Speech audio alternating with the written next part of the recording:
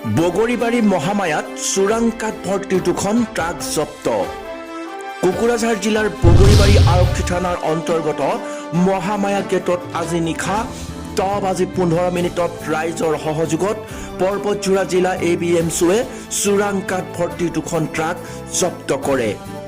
ঘটনাৰ বিৱৰণী মতে মহামায়াৰ ভিতৰুৱা অঞ্চলৰ পৰা চোৰাংকাঠ ভৰ্তি দুখন ট্ৰাক মহামায়া গেটেদি ওলাই যাওঁতে ৰাইজৰ সহযোগত ABMCৰ পৰ্বতজোৰা জিলা সমিতিৰ কৰ্মকৰ্তাসকলে ট্ৰাক দুখন জব্দ কৰিবলৈ সক্ষম হয়।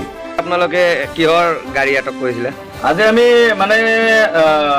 দুটা ট্ৰাক আটক কৰিছিলোঁ। ট্ৰাক ভৰ্তি মাল আছিল, কাঠ, চোৰাং কাঠ গোলাই আছিল আৰু বিভিন্ন দীৰ্ঘদিনৰ পৰা আমি শুনি আহিছোঁ আমাৰ এইফালে বগৰীবাৰী আৰক্ষী চকীৰ অন্তৰ্গত যি মহামায়া যিটো গেট আছে সেই গেটখিনি দি বহুতো চোৰাং।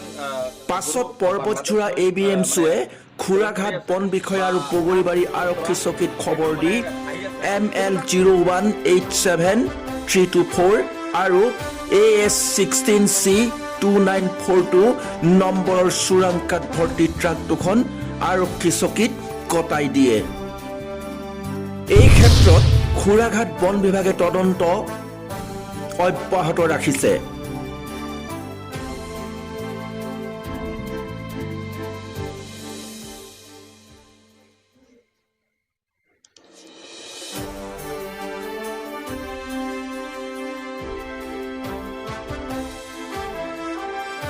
পৰ্বতজোৰাৰ পৰা কহিনুৰ ইছলামৰ ৰিপৰ্ট, হেল্ল' অসম।